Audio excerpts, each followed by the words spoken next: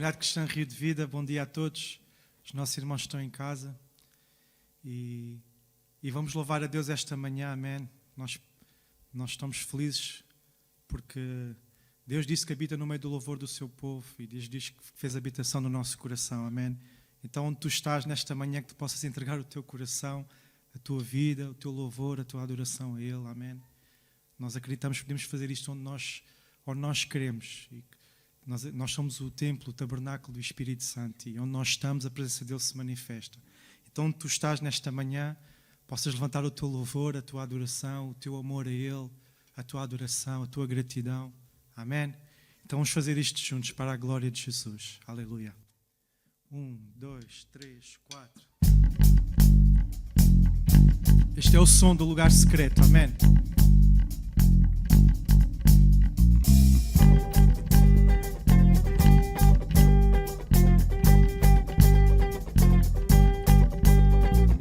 Este é o som do lugar secreto.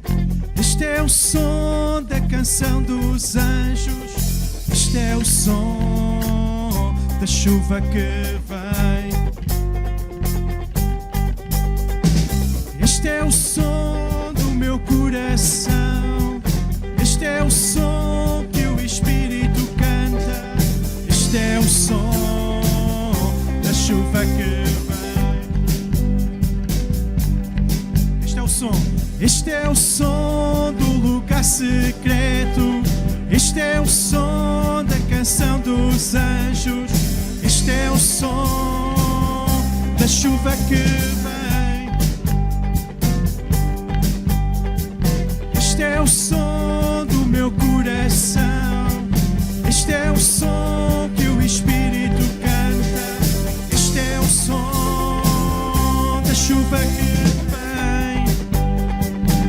Então vem, Jesus, vai cumprir a promessa. Jesus, cumprir a promessa. Então vem, vai cumprir a promessa.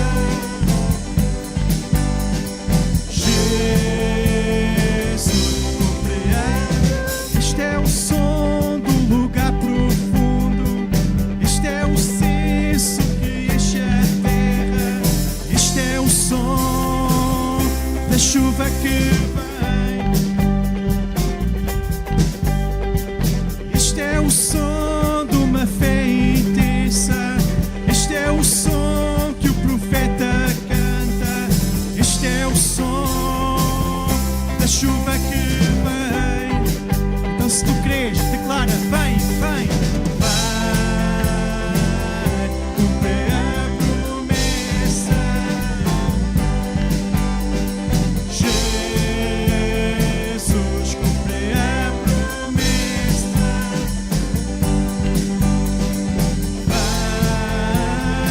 Vai cumprir a promessa. Jesus, cumprir a promessa. Vai cumprir a promessa.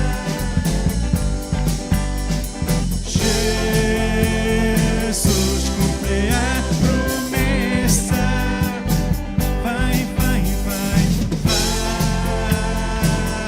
cumprir a promessa.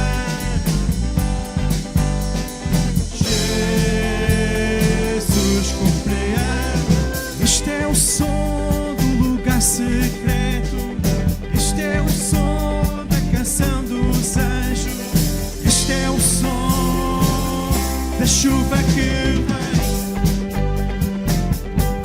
Este é o som. Este é o som do meu coração. Este é o som que o Espírito canta. Este é o som da chuva que vem. Este é o som. Este é o som do lugar profundo. Este é o incenso que enche a terra. Este é o som da chuva que vem.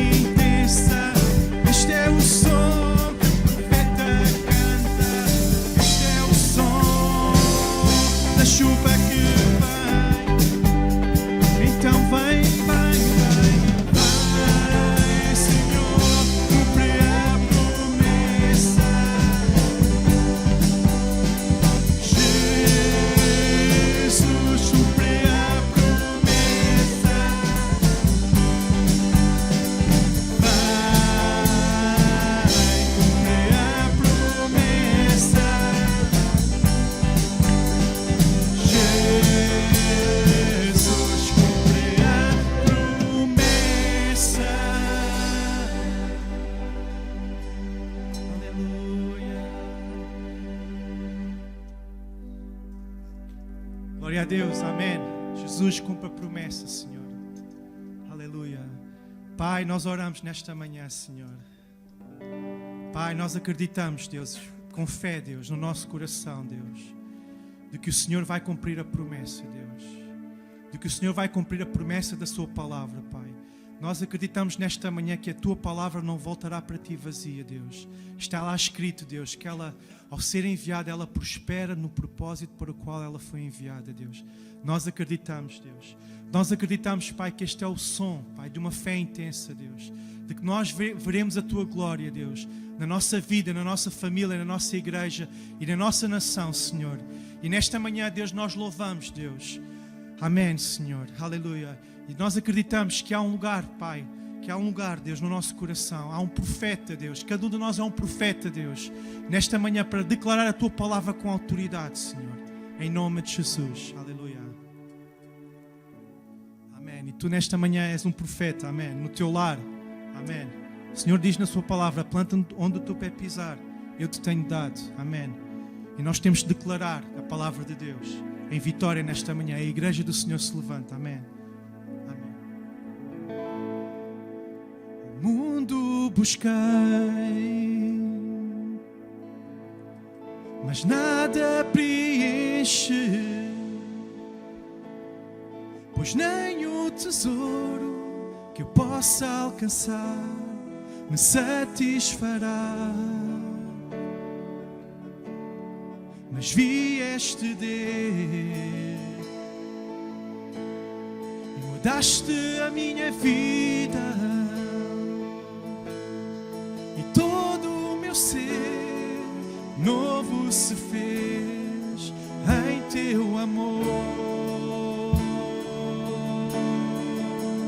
Não há nada, nada melhor, não há nada, nada melhor, não há nada, nada melhor que o meu Deus. Hoje venho a Ti, vamos lá. Hoje venho a Ti, aleluia, sem medo, sem reserva, porque o meu falhar conheces, Senhor. Assim, filho, sou Teu filho, o Deus das montanhas, também é Deus dos vales. E seja onde eu for, encontras, Senhor, com graça e amor. Hoje Jesus te encontra com graça e amor. Não há nada, não há nada, nada melhor, não há nada, nada melhor, não há nada, nada melhor que o meu Deus. Não há nada, nada melhor, não há nada, nada melhor, não há nada, e nada melhor que o meu Deus.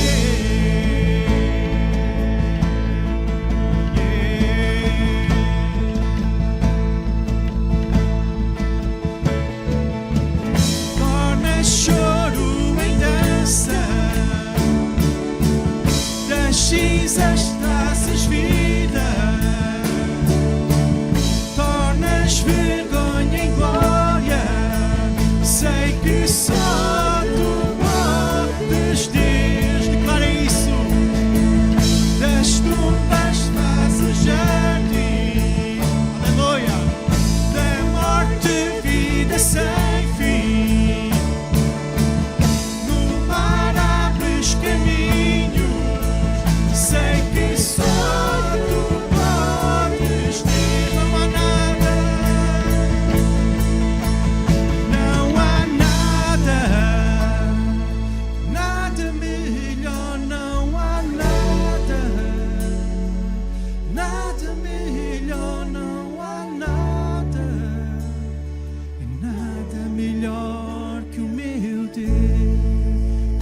isto nesta manhã com todo o teu coração. Não há nada, nada melhor, não há nada, nada melhor, nada melhor que o meu Deus. Oh, eu te amo, Jesus, não há nada.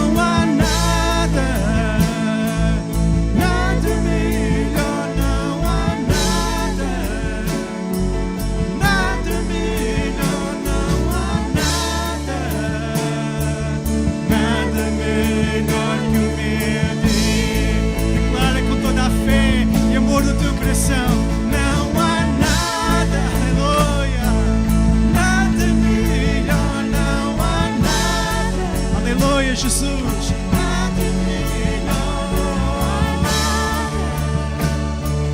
nada melhor que o teu Deus. Torna choro em dança, clame isto, amém. Trazes vida, tornas vergonha em glória. Sei que só tu podes ter. És tu, mas fazes aqui da morte vida sem fim. No mar abres caminho. Sei que só tu podes ter.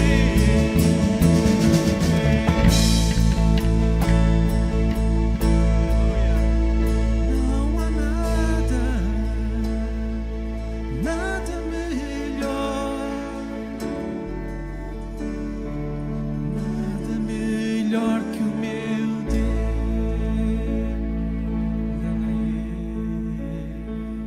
Não há nada, nada melhor, não há nada. Não há nada melhor do que tu, Jesus. Nada melhor.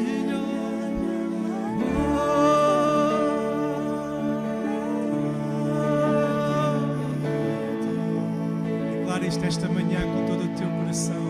Não há nada, Ele é tão lindo, amém. Nada melhor. Oh, Rabael, Santo Espírito. Não há nada,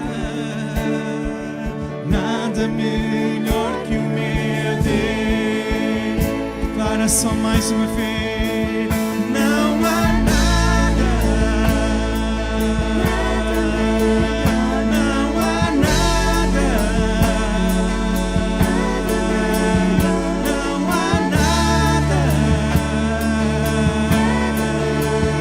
que o meu Deus. Não há nada, oh, não há nada, não há nada, nada melhor. Não, não,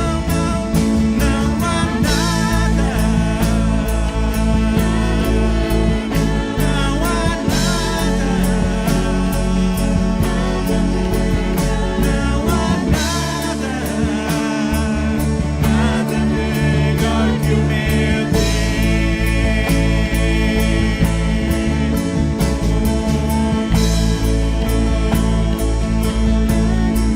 Aleluia, aleluia.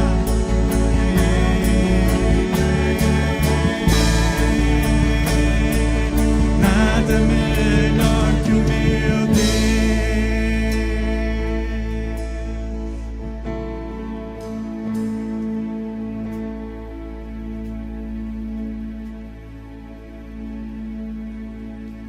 Amém. Nesta manhã, queria deixar convosco uma palavra que o Espírito Santo colocou no meu coração para a igreja.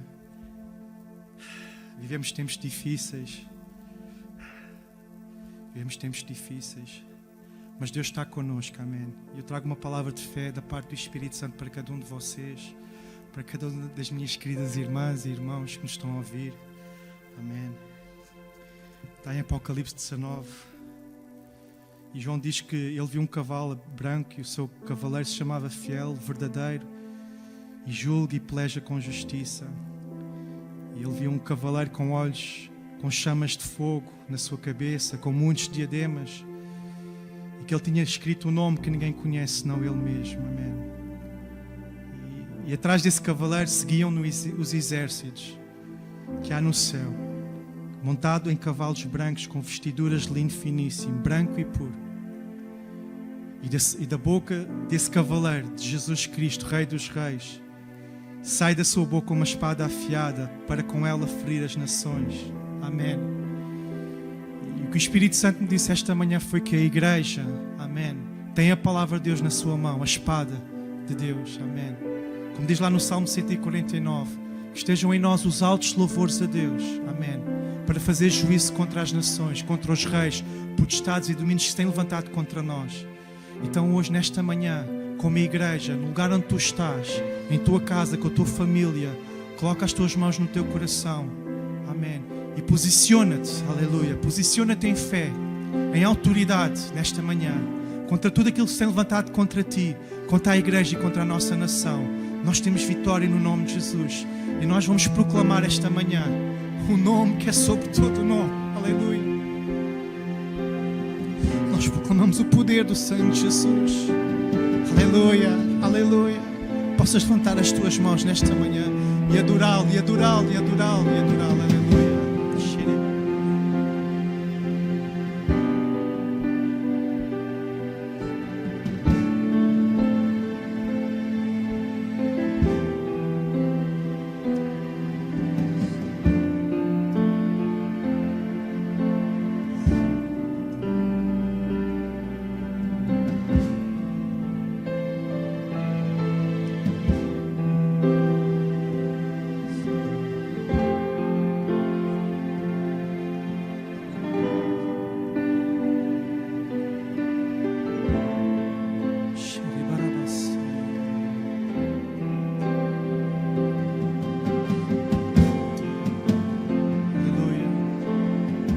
Levanta a tua bandeira esta manhã, a tua bandeira de fé.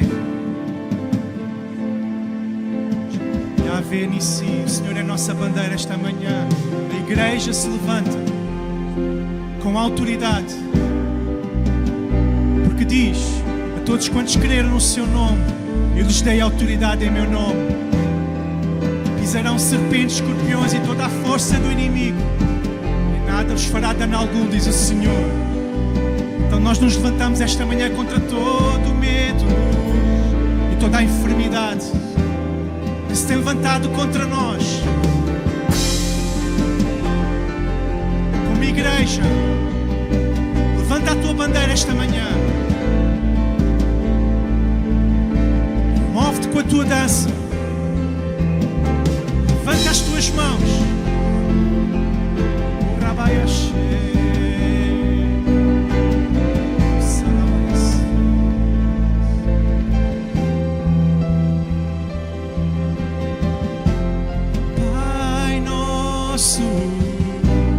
Todo o céu adora a ti, cantamos adoração neste lugar. Podes ouvir o som do céu.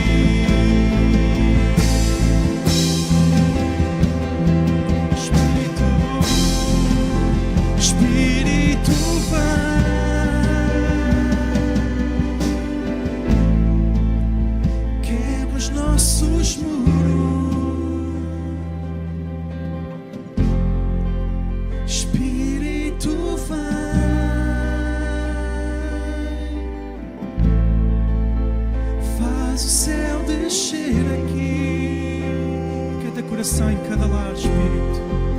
Espírito vem,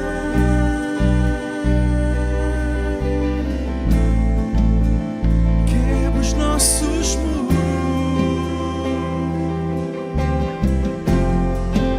Espírito vem,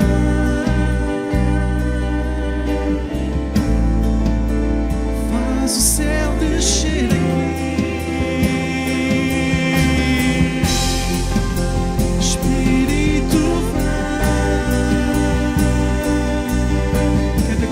Senhor, quebra os nossos muros.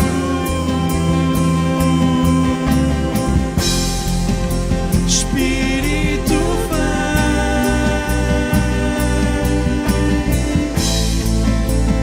faz o céu descer aqui. Enche cada lar com a tua presença.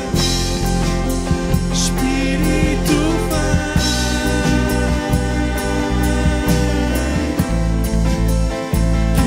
nossos muros, quebra toda a doença, toda a enfermidade, Senhor. Espírito vem,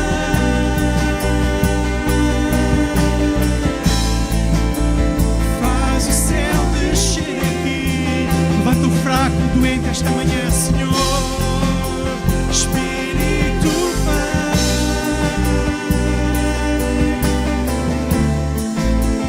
quebra os nossos muros. Abençoa cada vida. Espírito vem,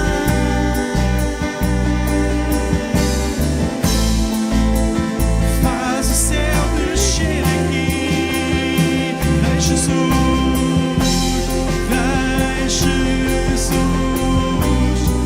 exaltamos o teu nome, tua glória faz tremer a terra e o céu. Queremos ver teu reino aqui. Queremos ver teu reino aqui. Queremos ver teu reino aqui. Queremos ver teu reino aqui.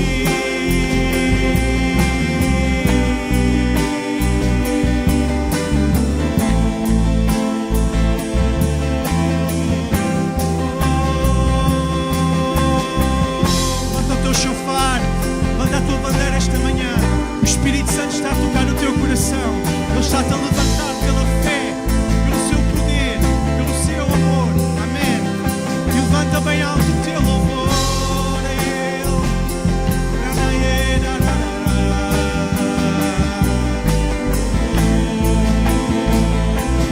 E declara o poder da tua palavra. Queremos ver teu reino aqui.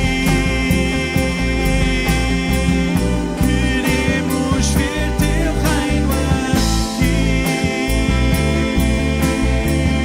Queremos ver teu reino aqui.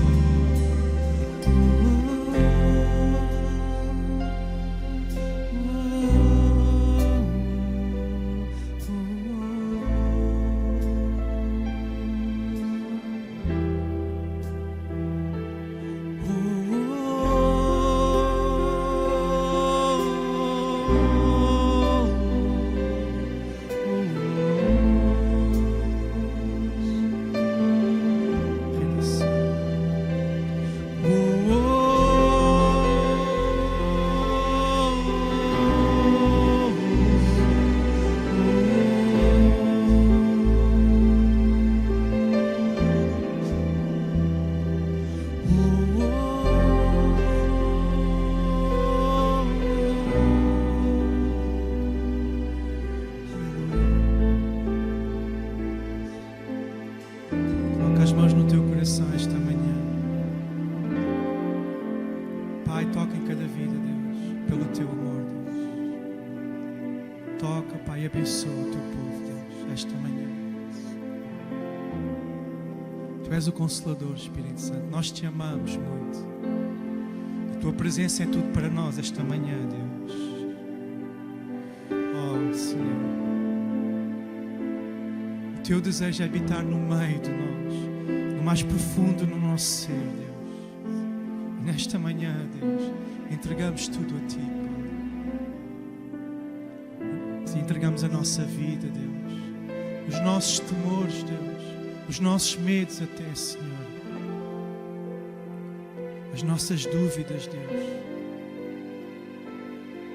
Consola o nosso coração, Deus. E habita em nós com poder, Senhor. No nome de Jesus. Pai, toca, Deus, e abençoa, Deus. Xerebarabase. Tu que estás sentado sobre um alto e sublime trono.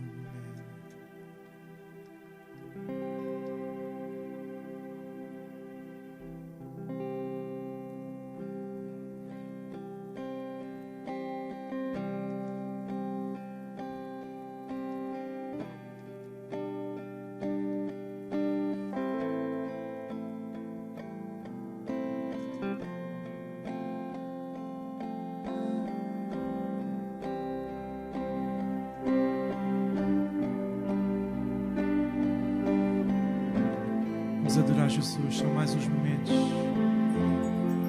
Coloca as tuas mãos no teu coração. Eu acredito que o Espírito Santo está a tocar algumas pessoas esta manhã. A presença dele está aqui, amém. E Deus é sempre fiel. Deus diz: eu não te abandonarei. Mesmo que o teu pai e a tua mãe te abandonem, eu nunca te abandonarei. Tu estás escrito na palma das minhas mãos.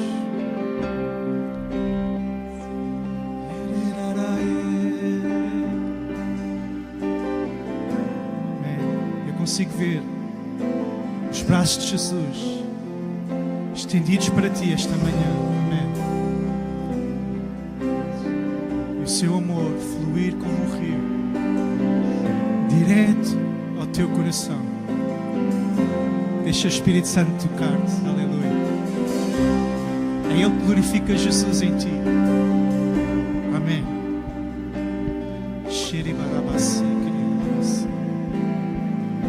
Vamos adorá-lo só mais um pouco. Tu que estás sentado sob os querubins, Rei da glória. Estás entronizado no meio de serafim.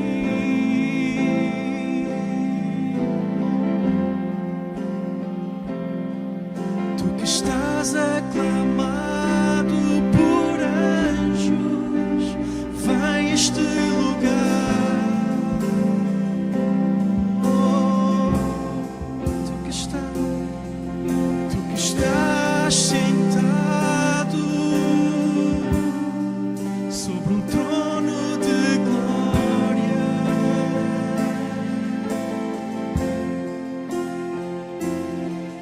Tu que estás entronizado sobre os louvores do teu povo. Adoro, aleluia. Tu que estás aclamado por tua igreja, vai a este lugar.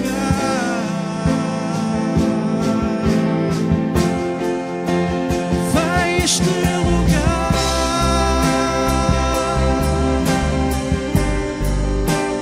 E enche este lugar.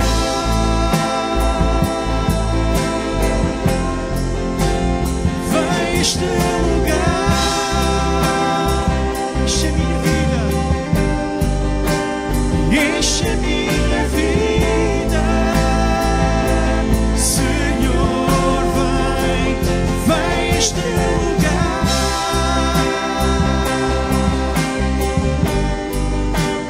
enche este lugar,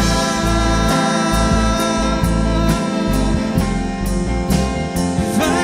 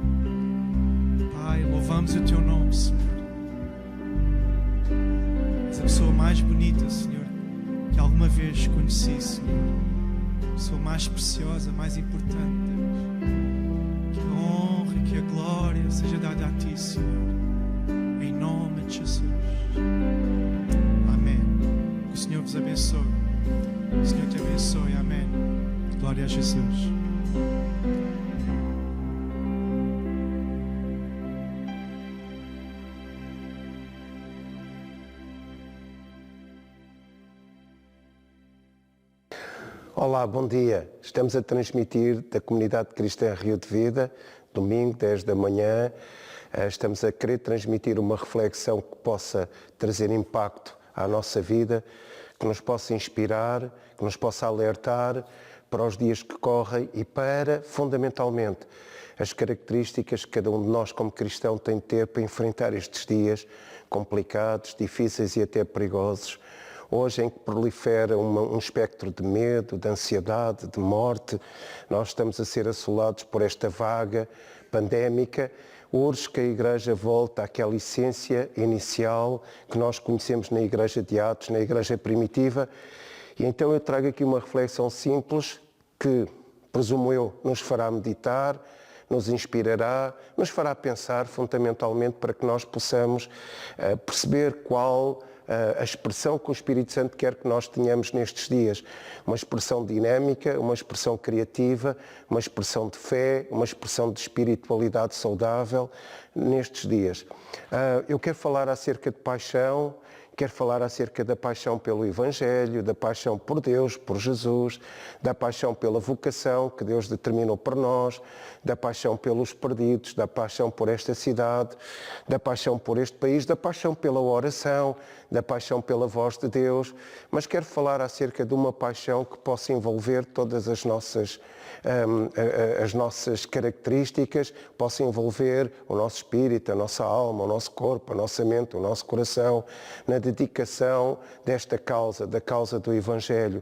Uma paixão pelos perdidos, uma paixão pela vocação que Deus determinou por nós, pelo propósito que Deus escreveu nos livros no céu acerca de nós antes da fundação do mundo, esse destino que Deus quer que nós cumpramos aqui na Terra nestes dias, ainda que eles se apresentem difíceis, complicados, com esta atmosfera tensamente povoada por ações demoníacas, por esta atmosfera catastrófica, psicologicamente assoladora.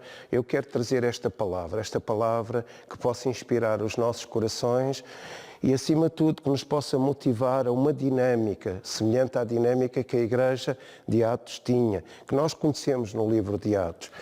No entanto, eu quero ler aqui um texto que está em 2 de Reis, capítulo 13, a partir do versículo 14, que aparentemente não tem nada a ver com aquilo que eu vou falar, mas no entanto está aqui íncito está aqui subjacente alguns princípios, alguns valores que têm a ver com a nossa determinação, com o nosso empenho, com o nosso desempenho, mas acima de tudo com a paixão que nós aplicamos à causa do Evangelho, que nós aplicamos à vocação para o qual Deus nos chamou. E eu quero ler este texto, como eu disse há pouco, que parece não ter nada a ver com paixão, parece não ter nada a ver com empenho, ou desempenho, ou determinação, mas no fundo está aqui íncito um pormenor interessante que revela o facto de nós podermos exprimir na conduta da nossa vida diária uma certa atitude apaixonada, tendo um forte sentimento de atração por Jesus, um forte sentimento de atração, por paixão é isso mesmo, um forte sentimento de atração por este assunto, ou seja, o Evangelho, os perdidos, a mensagem, a doutrina do Evangelho e também o sofrimento pela causa do Evangelho. Eu quero ler este texto que fala acerca da história final, o fim da história do profeta Eliseu e diz assim a palavra de Deus, versículo 14 do capítulo 13 de 2 de Reis. E estando Eliseu padecendo de enfermidade de que havia de morrer, Jeoás, rei de Israel, desceu a visitá-lo, chorou sobre ele e disse: meu pai, carros de Israel e seus cavaleiros. Então lhe disse Eliseu: toma um arco e flechas. Ele tomou um arco e as flechas, disse ao rei de Israel: retesa o arco, e ele o fez. Então Eliseu pôs as mãos sobre as mãos do rei e disse: abre a janela para o oriente. E ele a abriu e disse mais Eliseu: atira. E ele atirou. Prosseguiu: flecha da vitória do Senhor. Senhor, tudo em maiúsculas, Yahweh. Flecha da vitória contra os sírios, porque ferirás os sírios em Afeca até os consumires. Disse ainda: toma as flechas. Ele as tomou. Então disse o rei de Israel: atira contra a terra. E ele a feriu 3 vezes e cessou. Eu quero repetir essa expressão: e ele a feriu 3 vezes e cessou. Então o homem de Deus se indignou muito contra ele e disse: 5 ou 6 vezes a deverias ter ferido. Então feririas os sírios até os consumires. Porém, agora só 3 vezes ferirás os sírios. Morreu Eliseu e o sepultaram. Ora, os bandos dos moabitas costumavam invadir a terra à entrada do ano. Há aqui alguns princípios subjacentes neste texto que nós podemos retirar para assumir uma conduta através deles, inspirando-nos neles, assumir uma conduta de vitória, uma conduta de respeito e de cumprimento da voz profética na nossa vida, seguindo a vontade de Deus no cumprimento da missão que Deus destinou para nós, no cumprimento do propósito, do destino, realizando o nosso destino nesta terra, mas também realizando com determinação, com empenho, com desempenho, um desempenho adequado à nossa paixão. E o que é que acontece aqui? Eliseu, que representa aqui a voz de Deus, a revelação da vontade de Deus, a permanência da força de Deus entre o povo de Israel, o sentido da direção que Deus quereria dar ao povo de Israel e também as instruções políticas, espirituais, morais, que Deus queria trazer para que pautasse a vida de Jeoás, o rei. Então Eliseu seria considerado a personagem, a pessoa que traria a voz de Deus, que traria a dinâmica de Deus, o sentido de vitória, a expressão da vontade de Deus, a revelação daquilo que Deus pretendia para o povo, a força de Deus entre o seu povo. O profeta tinha este significado, estas características na presença do povo. De facto, tudo o que Deus quereria falar, na maioria das vezes, ele falava através dos seus profetas. E Eliseu, mesmo no leito da morte, com esta enfermidade, ele quer cumprir este seu desígnio, este seu destino, este seu propósito, ou seja, criar uma voz profética de Deus para instruir Jeoás, o rei de Israel, de forma que, estabelecendo ali naquele lugar um ato profético, esse ato profético trouxesse repercussões, tivesse repercussões benéficas que privilegiasse o povo de Israel em relação à guerra, à batalha que ele travava com os seus inimigos. Então havia uma voz, havia uma direção, havia uma dinâmica, havia uma visão, havia um sentido de missão, havia um desafio à determinação trazido através deste ato profético que Eliseu expressou muito bem, traduzindo aquilo que Deus pertencia para o rei Jeoás. Então, Eliseu, em primeira instância, ele diz, olha, pega num arco, pega em flechas, abre a janela do Oriente, podes retesar o arco, atirar a tua flecha pela janela, e isso significava o quê? Que ele iria, de facto, ter uma vitória sobre os sírios que queriam afligir, assolar a terra de Israel. No entanto, Eliseu depois, na definição daquilo que Deus estava a trazer como voz profética, define um ato profético que Jeoás devia de cumprir naquele momento, que se traduziria mais tarde na expressão de vitória para o povo de Israel. E qual foi esse ato profético que foi determinado ou sugerido, alertado com relevância por Eliseu? Que Jeoás pegasse novamente no arco e ferisse a terra, o chão, com flechas, às vezes que ele tivesse capacidade para o fazer. E o facto disso iria determinar, às vezes, que o povo de Israel iria vencer os sírios. No entanto, Jeoás pega no arco, e é um pedido estranho, é um pedido fora do normal, é um pedido que parece sem sentido, descabido, e de facto às vezes o Espírito Santo, a pessoa do Espírito Santo, sugere-nos coisas, pede-nos coisas, adverte-nos para coisas que parecem que não têm muito cabimento na nossa lógica, no nosso logismos. Ou seja, nós pensamos de forma lógica, de acordo com a cultura, nós pensamos de forma lógica, de acordo com o padrão, com o paradigma cultural, familiar, instaurado, e achamos que tudo o que Deus nos pede que foge desta lógica não tem sentido. Só que de facto é que Deus é especialista em estabelecer coisas que não fazem sentido. Deus é especialista em pedir-nos coisas sobrenaturais, coisas espirituais, coisas de dinâmica espiritual que muitas vezes não têm sentido à luz do nosso padrão cultural, à luz da nossa lógica, das nossas fortalezas racionais. Ou seja, nós temos aqui algumas fortalezas racionais que nos impedem de considerar tudo o que Deus nos pede como ato profético, ou sentido profético, ou voz profética, que não cabe aqui na nossa lógica racional, nós achamos que não é de Deus. E de facto isto parecia não ter lógica nenhuma. Ou seja, Eliseu, dirigido pela voz de Deus, determina, olha, Jeoás fere a terra com as flechas. Ninguém atira flechas contra a terra.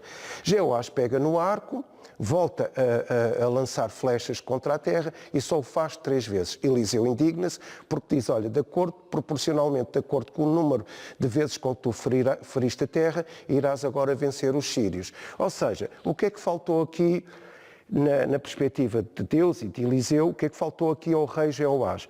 Houve algum empenho, houve algum desempenho, houve alguma determinação, houve alguma ação, houve alguma dinâmica, houve um sentido de obediência, mas o facto é que faltou alguma paixão. Jeoás feriu a terra achando que estava correto só oferindo aquelas vezes e faltou alguma paixão. E é de paixão que eu quero falar hoje. A falta de paixão indignou Eliseu.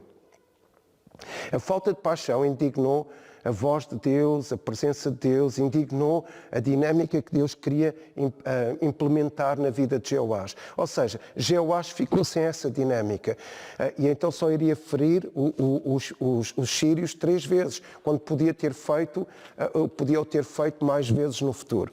Iria fazê-lo mais vezes no futuro se tivesse ferido a terra mais vezes. Então muitas vezes na nossa vida nós temos as instruções de Deus, como Jeoás tinha, a visão de Deus, como Jeoás tinha, todos os ingredientes para podermos ter um ministério bem-sucedido, Jeoás tinha isso, tínhamos a revelação da vontade de Deus, tínhamos até a ajuda do profeta, e nós temos a ajuda do Espírito Santo, tínhamos a revelação da voz de Deus, tínhamos a dinâmica de Deus e até tínhamos, segundo o profeta, porque ele diz, lança a flecha para além da janela, olha, vais vencer os sírios, era uma certeza de vitória, temos até uma unção de vitória, uma unção de conquista que está à nossa frente, mas por falta de paixão nós ficamos aquém daquilo que é expectável, ficamos aquém daquilo que Deus tem perspectivado para a nossa vida.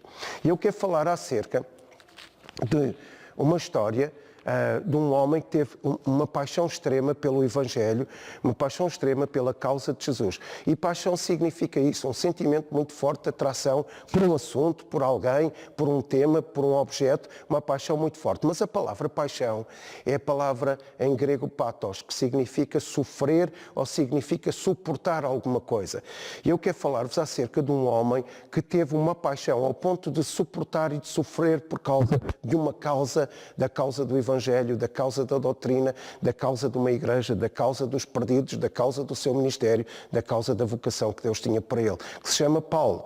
Eu quero falar acerca de Paulo. No entanto, essa paixão começou lá no cenáculo. No cenáculo porquê? Porque 500 pessoas, elas puderam visionar, puderam testificar a ascensão de Jesus ao céu. No entanto, só 120 estavam no cenáculo, cumprindo aquela recomendação de Jesus. Ficar em Jerusalém até que do alto sejais revestidos de poder.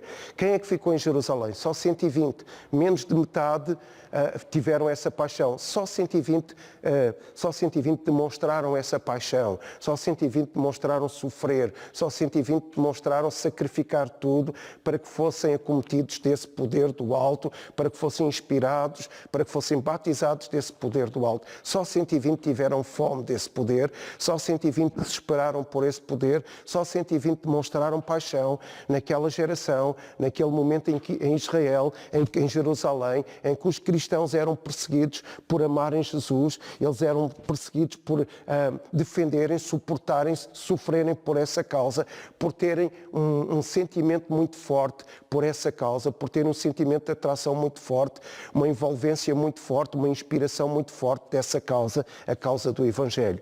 Então nós podemos dizer que só 120 tiveram fome, só 120 tiveram o desespero de esperar pela unção do Espírito Santo.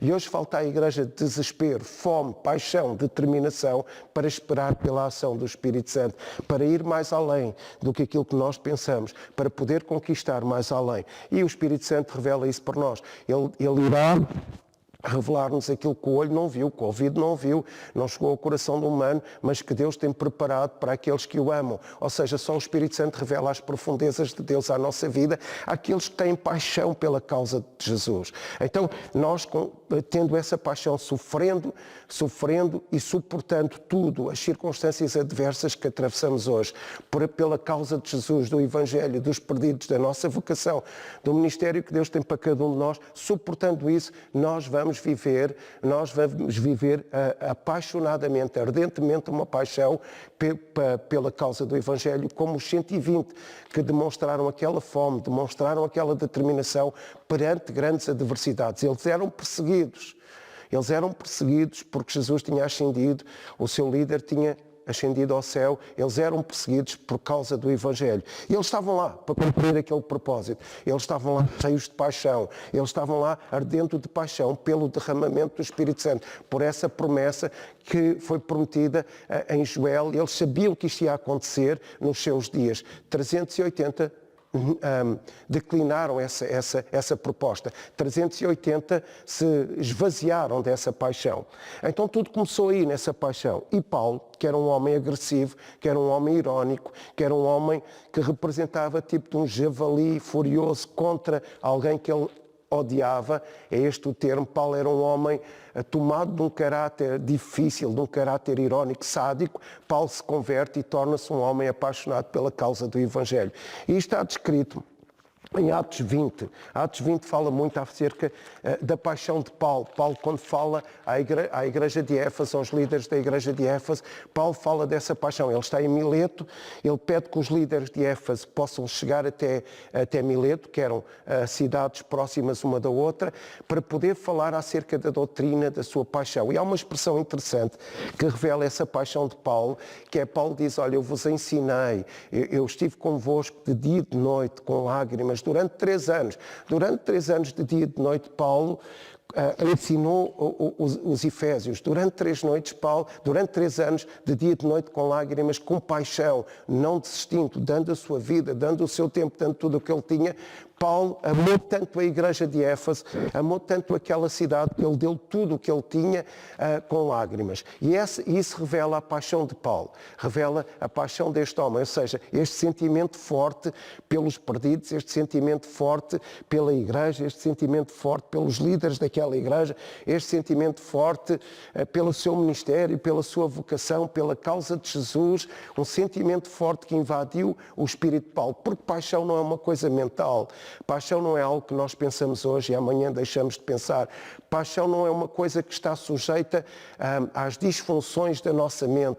Paixão é uma coisa que tem que estar sujeita às oscilações do nosso pensamento. Paixão é algo que vem do nosso coração. Paixão é algo que vem do nosso espírito. À semelhança daqueles 120 que estavam lá no cenáculo, apaixonadamente desesperados pelo derramamento do Espírito Santo. E se Eliseu se encontrasse com Paulo e se eles fossem contemporâneos, o que é que Eliseu iria dizer a Paulo? Olha, Paulo, Jeoás feriu o chão só 3 vezes, mas tu feriste o chão num ato profético as vezes todas que havia a possibilidade de tu o ferires. Ou seja, Paulo era apaixonado, Paulo era determinado, tinha uma determinação apaixonada, uma paixão determinada, para poder sofrer, suportar, se envolver, se deixar influenciar pela causa do Evangelho e influenciar os outros pela causa de Jesus. O que é que aconteceu em Éfeso? Paulo era um homem tão apaixonado. Provavelmente Paulo viveu em Éfeso o clima, a atmosfera, os dias perigosos que nós estamos a viver hoje com esta pandemia. A cidade de Éfeso era uma cidade pagã, uma cidade maligna, uma cidade cheia de idolatria, onde proliferava a idolatria. Idolatria, ou seja, a construção e a fabricação de ídolos, era um modelo de negócio e um modelo de emprego também lá em Éfeso. Era a forte atividade económica de Éfeso. Então, idolatria havia em todas as praças, em todas as ruas, em todos os pontos da cidade. Era uma cidade que adorava Diana ou Artemis, a deusa da cidade. Havia muita imoralidade sexual, como aliás acontecia em todas as cidades da época. Havia uma densa atividade na cidade de ações demoníacas, proliferava as ações demoníacas na cidade, mas havia trevas sobre a cidade, principalmente por causa do espectro da idolatria, daquele estigma, maldição da idolatria sobre a cidade. Mas Paulo chegou a Éfeso apaixonado pela cidade. Apaixonado pela cidade. De tal forma apaixonado pela cidade que consta que quase metade da cidade era cristã.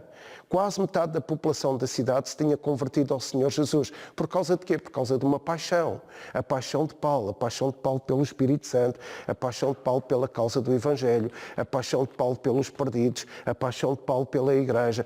Paulo só fazia aquilo, ele deu tudo de dia e de noite. O tempo que ele esteve em Éfeso, ele deu tudo da sua vida, deu o seu dinheiro, deu o seu ensino, deu a sua vida, deu o seu corpo, deu o seu físico, deu a sua habilidade, deu a sua capacidade, deu a sua vocação. Ele deu tudo o que ele tinha para poder salvar pessoas em Éfeso, para poder defender, suportar, sofrer pela causa do Evangelho. Então a cidade de Éfeso era uma cidade com uma igreja grande. Consta-se que a cidade de Éfeso poderia ter 60 mil cristãos. Ora, a cidade provavelmente só teria 150 mil pessoas. É interessante. Quase metade da cidade era salva. E o que é que aconteceu na época? Paulo amava tanto a cidade que essa sua paixão, essa paixão pela causa, essa paixão, esse sentimento de atração por Jesus, pelos perdidos, pela causa do Evangelho, ele trouxe essa influência, ele trouxe essa projeção dessa influência sobre a vida da igreja em Éfeso. E a igreja em Éfeso tornou-se uma igreja muito apaixonada, ao ponto de conquistar milhares de pessoas para a causa do Evangelho. As casas eram abertas, havia líderes de casas onde o Evangelho era falado, era pregado apaixonadamente, milagres aconteciam, coisas grandes estavam a acontecer em Éfeso, a atmosfera estava a mudar, aquela atmosfera de idolatria estava-se a esvanecer. Aliás, os demónios estavam a perder em Éfeso, aquele culto, aquela deusa estava a perder força. E é interessante que a determinada altura os fabricantes de ídolos, os construtores de ídolos, que era a base económica da cidade, eles decidiram pôr Paulo de lá para fora. não é? Porquê? Expulsar Paulo. Porque Paulo, a sua paixão, o seu empenho, a sua determinação, o seu desempenho, a sua atividade apaixonada, o forte sentimento por Jesus e pelos perdidos e pela igreja, estava a criar moça nos esquemas de Satanás. Estava a denunciar os esquemas surreptícios de Satanás, estava a criar moça nas fortalezas do diabo, a cidade estava a ser convertida, o amor de Deus estava-se a instalar, o reino de Deus estava a estender o seu perímetro. Paulo estava, com a sua paixão, a sofrer pela causa do Evangelho, a suportar as circunstâncias adversas da cidade, mas a fazer proliferar o amor de Deus por causa dessa paixão. E essa paixão influenciou os membros da igreja ao ponto de todos os dias converterem muita gente a Jesus. Se converter muita gente a Jesus. Então Paulo tem que sair. Tem que sair porque os fabricantes de ídolos, ameaçados por Paulo, ameaçados pela paixão de Paulo, viram o seu comércio a ficar debilitado, fragilizado e podiam ir à falência. Então Paulo sai de Éfeso. No entanto, Paulo sai de Éfeso e qual é a história? O que é que consta a história? Paulo ruma até Mileto, outra cidade próxima, e Paulo, em Mileto, percebendo que quando ele saísse de Éfeso, a paixão pelo Evangelho iria se esvanecer, e Paulo diz no seu texto aqui, em Atos 20, que mesmo entre eles, entre os líderes das casas, os líderes dos cristãos, os líderes da igreja em Éfeso, alguns iam deixar de ter essa paixão e iriam se dedicar a adulterar a doutrina, iriam se dedicar a outra doutrina, a outro tipo de ensino, iriam perder essa paixão, e Paulo chama esses líderes a Mileto. É interessante uma coisa, nós pensamos que Paulo está perante alguns líderes, não, eram muitos líderes que vieram de Éfeso para Mileto, inclusive consta que Paulo fez essa reunião num anfiteatro. E a pergunta é, quem é que pagou esse anfiteatro público para Paulo falar a milhares de líderes das casas em Éfeso? Quem é que pagou? Paulo, com certeza, porque a paixão de Paulo levava a entregar a sua vida, levava a entregar os seus dons, levava a entregar a sua vocação, levava a entregar o seu dinheiro, levava a entregar os seus dias, o seu tempo. Aliás, quem tem uma paixão não tem a noção nem do espaço nem do tempo. Espaço e tempo para Paulo não eram coisas muito importantes na vida. Então ele entregava tudo pela causa do Evangelho. Então nós vemos que havia aqui uma paixão em Paulo, à semelhança daquilo que aconteceu com os 120 lá no cenáculo. 120 apaixonados, com fome de Jesus, com fome do Espírito Santo, com fome do cumprimento da promessa do derramamento do poder do Espírito Santo, desesperados. Paulo estava desesperado por Jesus. Paulo estava desesperado para alcançar os perdidos. Paulo estava desesperado pelo Evangelho. Paulo tinha uma fome. Essa paixão demonstrava-se através de uma fome, de um desespero, de uma ânsia para poder falar dessa paixão e influenciar os outros com essa paixão. Então Paulo em Mileto fala aos líderes da igreja de Éfeso com tanta paixão, apaixonadamente atraído por Jesus, pela igreja, para a conversão da cidade, pela causa do Evangelho e pela sua vocação. Paulo não desistiu. Ele diz no texto que ele não desistiu. E ele diz a eles, olha, fiquem firmes, tenham em conta isto, não desfaleçam disto. Ou seja, esta expressão no grego quer dizer, vocês fiquem firmes, agarrem-se a esta paixão, quer dizer, vocês fiquem firmes no chão, agarrem-se ao chão. Quando ele está a incentivar, a advertir, a impulsionar os líderes de Éfeso para que mantenham a paixão e não desistam. Fiquem firmes, agarrem-se ao chão. O que é que ele quer dizer? Não percam esta paixão. Não percam a paixão que eu vos ensinei a ter. Não percam a determinação. Vivam esta paixão intensa pelos perdidos, pela igreja, por Jesus, pela vocação, pelo ministério, pelos dons. Vivam intensamente essa paixão. E Paulo está a desafiar a igreja em Éfeso, os líderes, lá em Mileto, a terem essa paixão. E o que é uma paixão? Paixão é algo que gera em nós uma fome. Paixão é algo que gera em nós um desespero. Como aconteceu lá em Atos. Se Eliseu tivesse com os crentes lá em Atos, com os 120 no cenáculo, ele ia dizer, vocês fizeram muito bem. A voz de Deus iria dizer, vocês fizeram muito bem. Vocês flecharam o arco várias vezes, porque vocês ficaram aqui os dias que foram necessários ficar para que fossem revestidos do poder que vem do alto. Vocês não perderam essa paixão. 380 se desviaram dessa paixão, provavelmente, mas 120 eles ficaram lá. Provavelmente eles iriam ter o elogio do profeta Eliseu se fossem contemporâneos. Paulo iria ter o elogio do profeta Eliseu porque eles flecharam o arco, eles retesaram o arco com tanta determinação, vivendo esse desespero pelas coisas de Deus, vivendo esse desespero por tempos proféticos, vivendo esta fome por um derramamento do Espírito Santo. Paixão é algo que vem do nosso coração. Paixão é algo que nos influencia profundamente. Paixão é algo que vem do nosso espírito. Paixão é algo que vem uma influência, um incremento de vida, um incremento, uma dinâmica constante e contínua que está na nossa vida, no nosso espírito. Paixão é algo que nos faz dar tudo, que faz com que nós não tenhamos nem noção do tempo nem do espaço, porque isso não é importante. Paixão é algo sobrenatural na nossa vida. Paixão é algo que é inspirado pelo Espírito Santo. Diz a Bíblia que o Espírito Santo derramou nos nossos corações esse amor de Deus, essa paixão de Deus, essa paixão pelo Evangelho que o Espírito Santo revela-nos a nós, as profundezas de Deus. Só Ele consegue revelar a informação profunda, a informação de Deus que o ser humano comum não consegue entender nem conter. Então há uma paixão em nós por essas profundezas de Deus. Há uma paixão em nós, um desespero, uma fome. E Jesus disse o seguinte: bem-aventurados sois vós, quando tiverdes sede e fome de justiça, porque vocês serão fartos. E quando Jesus fala dessa fome, Ele está a falar de uma paixão.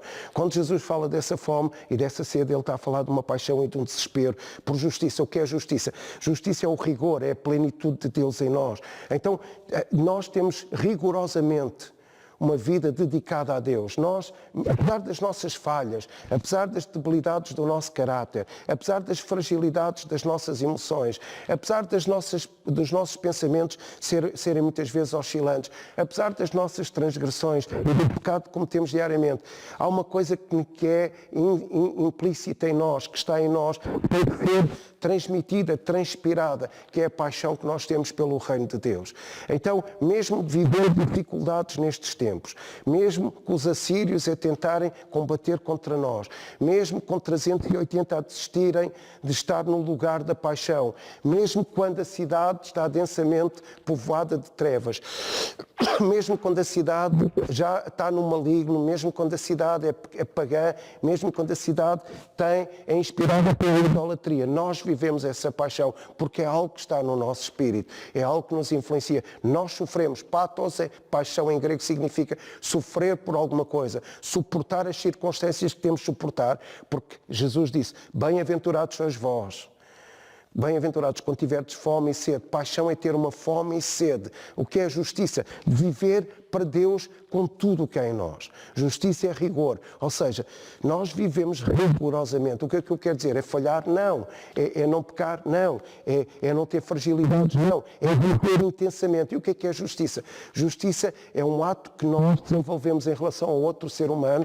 Nós queremos que o outro ser humano tenha, desenvolva, viva tudo aquilo que lhe é lícito ter, mas também justiça em relação a Deus. Nós temos uma relação com Deus, nós temos uma relação íntima com Deus, nós somos justificados por Cristo diante de Deus, que é a nossa justiça. Então nós podemos ir à presença de Deus na intimidade, mas nós também atribuímos ao nosso próximo a faculdade, nós desejamos que o nosso próximo tenha tudo o que é legítimo ter.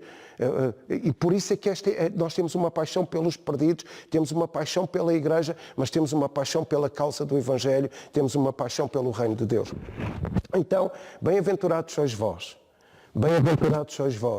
que têm fome e sede de justiça, ou seja, que têm fome e sede de viver intensamente, de rigorosamente viver, determinação, empenho, desempenho, paixão pelas coisas de Deus. Bem-aventurados sois vós, porque vocês vão ser fartos. Então quem é que vai ser farto nestes dias? As pessoas que têm essa paixão pelas coisas de Deus. A fome atrairá o Espírito Santo até nós. A fome atrairá a presença de Jesus à nossa presença. A fome atrairá o Espírito Santo. Os famintos em Jerusalém, os 120, eles atraíram aquela manifestação do Espírito Santo. O Espírito Santo foi atraído ao cenáculo como cumprimento da promessa que Deus tinha estipulado para o povo, que Jesus disse: ficai em Jerusalém até que do alto sejais revestidos de poder. E Jesus veio por causa de uma fome. Porquê é que Jesus veio naquela altura? Porque havia fome na terra. Havia fome por um Salvador. Havia fome por alguém que trouxesse justiça. Havia fome por alguém que governasse. Havia fome pelo Filho de Deus. Havia fome na terra. Então, quando nós temos fome, fome é uma expressão da nossa paixão. Quando nós desesperamos por Deus, nós desesperamos diariamente pela vinda do Espírito Santo, pela causa do Evangelho, pela conversão dos perdidos, essa fome atrairá a presença de Jesus até nós. A fome e o desespero atrairão a presença de Jesus até nós, porque nós temos um sentimento de atração profundo, um sentimento de atração muito forte por essa pessoa que é Jesus, pela sua causa, pela causa do Evangelho. Paulo tinha esse sentimento. Paulo tinha um sentimento muito forte pela igreja de Éfeso, pelos perdidos em Éfeso. Ele deu tudo da sua vida naquela altura. Então nós temos uma intensa, intencional e envolvente paixão pelas coisas do Evangelho. Nós temos uma admiração por um ideal, por uma causa. Paixão significa isso, ter uma admiração por uma causa, uma admiração por um ideal. E a nossa causa e o nosso ideal é a igreja, são os perdidos, é o reino de Deus, é a vocação que Deus tem por nós, é aquilo que Ele estipulou no céu, escreveu no céu acerca da nossa vida. Nós temos uma paixão, à semelhança de Paulo, à semelhança dos 120 que lá estavam no cenáculo em Jerusalém. E para terminar, eu quero desafiar-vos, de facto o rei Jeoás, ele teve ali uma característica em que não correspondeu àquilo que era pretendido por Deus. Ele falhou na sua paixão. Teve algum empenho, teve algum desempenho, teve alguma determinação, mas não impôs paixão no ato. Não impôs paixão no ato profético. E ficou aquém daquilo que Deus pretendia. Cristãos sem paixão ficam aquém daquilo que o Espírito Santo pretende para os dias de hoje. E Jeoás ficou aquém, daí o profeta Eliseu se ter indignado contra a atitude desplicente de Jeoás. Ele flechou o arco, ele lançou as setas contra o chão com alguma desplicência, com alguma negligência. Podia ter feito melhor. E paixão é fazer muito mais, é fazer algo ardente, algo que nos tira a noção do tempo e do espaço, algo que nós damos tudo de nós em favor dessa causa, uma atração, um sentimento forte de atração por essa causa. Mas Paulo teve essa conduta, Paulo teve essa paixão, ao ponto de dar tudo. Os anos que esteve em Éfeso, ele deu tudo. Deu o tempo, deu a vida, deu o dinheiro, deu o ensino, deu a vocação, deu as lágrimas, deu o sofrimento, suportou todas as adversidades em benefício da igreja em Éfeso. E eu quero terminar esta palavra, esta reflexão simples para os dias de hoje. Quero inspirar-nos. Eu sou inspirado pelo Espírito Santo para desenvolver esta paixão. De facto, durante muitos anos fui enganado, no sentido de não me direcionar nessa paixão, de não viver essa paixão. Às vezes há vozes que nos tendem a afastar do sentimento dessa paixão, desse sentimento forte. Mas eu quero expressar aqui aquilo que Paulo fez, porque está aqui em Atos 20 e eu não quero fugir disto. Eu vou ler alguns versículos que demonstram bem este desejo ardente, este desespero de Paulo, para que a paixão de Deus, a paixão em Deus, a paixão por Jesus fosse instaurada, implementada no seio daqueles líderes lá da igreja de Éfeso. E diz assim o versículo 17, de Mileto mandou a Éfeso chamar os presbíteros da igreja. Provavelmente eram milhares, porque a igreja tinha cerca de 60 mil cristãos lá em Éfeso. Versículo 19. Servindo ao Senhor com toda a humildade. E vejam as características da paixão de Paulo. Lágrimas e provações que, pelas ciladas dos judeus, me sobrevieram. Está ele a falar, discurso direto. Jamais deixando de vos anunciar coisa alguma proveitosa. Ficou sempre a anunciar, sempre, nunca desistiu. Desistência não fazia parte do vocabulário de Paulo. Paulo se manteve convicto e manteve-se firme, inabalável, e nunca desistiu de afirmar essas suas convicções e de ensinar essas suas convicções. Jamais deixando de vos anunciar alguma coisa proveitosa e de vos ensinar publicamente e também de casa em casa. Lá está, a tal igreja que se reunia de casa em casa, os milhares de crentes que se reuniam de casa em casa lá em Éfeso. Versículo 24. Porém, em nada considero a minha vida preciosa para mim. Lá está a paixão de Paulo a falar em favor dos Efésios, em favor dos perdidos, em favor da igreja, em favor da vocação.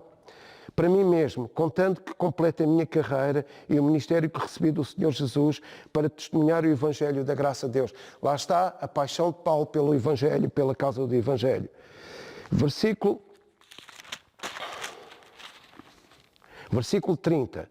E que dentre vós mesmos se levantarão homens falando coisas pervertidas para arrastar os discípulos atrás dele. Paulo está a prever, é um pronúncio, de que de facto alguns vão perder essa paixão. Vão perder essa paixão pelo Evangelho, pela causa do Evangelho, pela igreja em Éfeso, pelos perdidos, pelo crescimento da igreja, pela ação profética de Deus. Portanto, diz Paulo, vigiai, lembrando-vos de que, por 3 anos, de dia e de noite, não cessei de demonstrar com lágrimas a cada um. Paulo esteve ali 3 anos, de dia e de noite. Será que nós podemos perceber a dimensão desta envolvência, da intensidade, da intencionalidade da paixão de Paulo para com os Efésios? 3 anos de dia e de noite com lágrimas, ensinando cada um individualmente.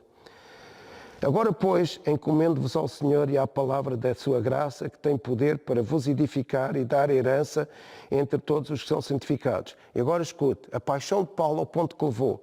De ninguém cobicei prata, nem ouro, nem vestes. Ele não queria nada. Ele estava apaixonado pela causa do Evangelho. Ele sofria pelo Evangelho. Ele suportava as adversidades pelo Evangelho. Ele tinha um sentimento de atração muito forte pelo Evangelho. Vós mesmos sabeis que estas mãos serviram para o que me era necessário a mim e aos que estavam comigo. Ele trabalhou fisicamente. Até fisicamente ele se entregou em trabalho por causa desta causa, apaixonadamente a viver esta causa. Tenho-vos, pois, mostrado em tudo que, trabalhando assim, é mister socorrer os necessitados e recordar as palavras do próprio Senhor Jesus. Paulo agora demonstra uma paixão pelos necessitados. E ele diz, bem-aventurado é dar, mais bem-aventurado é dar do que receber. E Paulo aqui neste discurso direto, neste discurso para os líderes de Éfeso, ele faz referência à paixão. Nota-se aqui uma paixão ardente pela causa do Evangelho, pelos perdidos em Éfeso, pela igreja de Éfeso, pelos líderes da igreja de Éfeso. Paulo tem uma paixão pela sua carreira, pela sua vocação, por aquilo que Deus colocou na sua mão. E o desafio para nós hoje, em que as pessoas estão a perder essa paixão, a paixão pela vida, a paixão pelas coisas importantes da vida, a paixão pelo cristianismo, a paixão pela igreja, a paixão por aquilo que é fundamental para a vida, nós estamos a perder essa paixão. E paulatinamente nós temos sido enganados ao longo de décadas em não viver essa paixão. A Igreja está a perder essa paixão. Eu quero fazer um desafio à Igreja hoje, no sentido que nós possamos, nestes tempos difíceis, nesta atmosfera catastrófica, caótica, neste tempo que há alguma desordem, alguma desesperança, que se levanta aqui um clima de ansiedade, de medo, um espectro de medo em relação ao futuro, que nós possamos experimentar, vivenciar, determinar em ser empenhados na projeção dessa paixão do nosso espírito, do nosso coração, para com os perdidos, para com o Evangelho, para com Jesus, para com o Espírito Santo, para com a Igreja, para com a nossa vocação, para com o dom que Deus nos deu, para com o propósito que Deus estabeleceu para nós antes da fundação do mundo, que nós vivamos esta paixão intensamente. Quero fazer uma oração simples antes de terminar.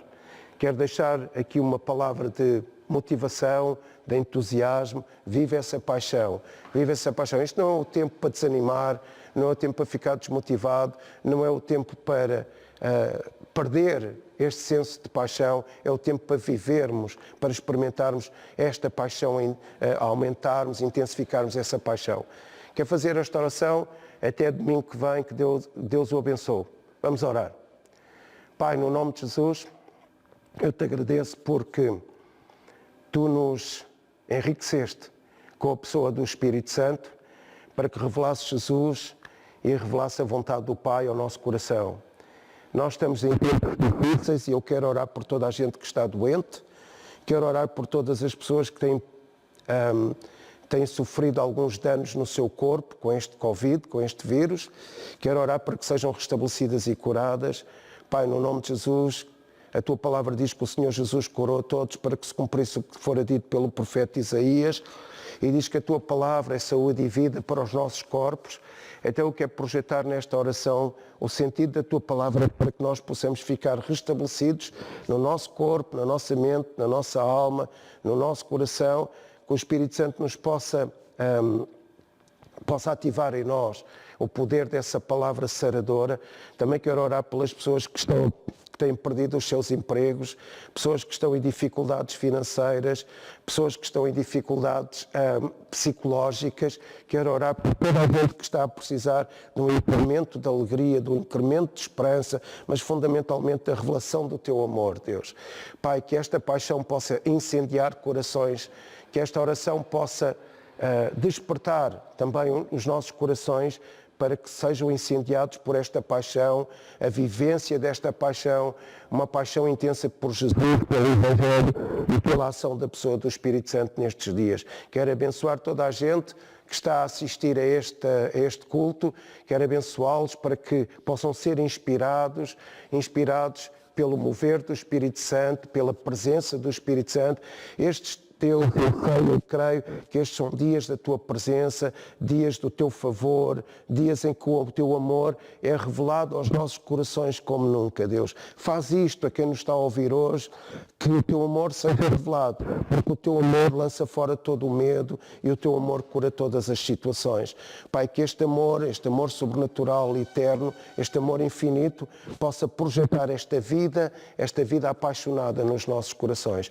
Eu oro isso no nome de Jesus, para a Tua glória, Deus. Obrigado, Espírito Santo. Amém.